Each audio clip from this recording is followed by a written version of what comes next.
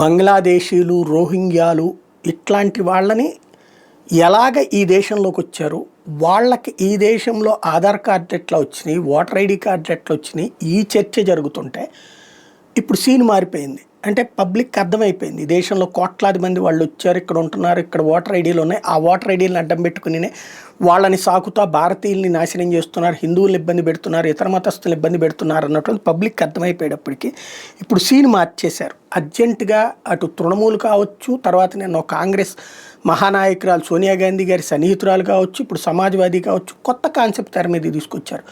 అల్లా సృష్టించినటువంటి ఈ ప్రపంచంలో బంగ్లాదేశీలు ఈ దేశంలో బ్రతికితే తప్పేంటంట, వాళ్ళని బ్రతకనిస్తే తప్పేంటంట, ఈ భారతదేశం ఏమన్నా ప్రత్యేకంగా సృష్టించబడిందా, అల్లా సృష్టించినటువంటిదే ప్రపంచంలో ఇది కూడా ఒక భాగమే కదా, బంగ్లాదేశోడు బ్రతకడానికి ఇక్కడ అవకాశం లేదా అన్నటువంటి పాయింట్ ఇప్పుడు బిగిన్ చేశారనమాట.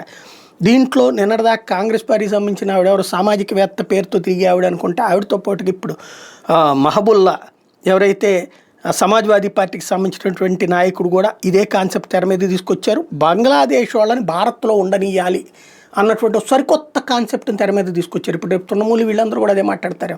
అంటే బంగ్లాదేశ్లోనేమో హిందువుల్ని, బౌద్ధుల్ని, జైనుల్ని, క్రైస్తవుల్ని కొట్టి చంపేస్తారు, బట్ బంగ్లాదేశ్ వాళ్ళని మనం ఇక్కడ ఉంచుకుందామని చెప్తాం అనమాట.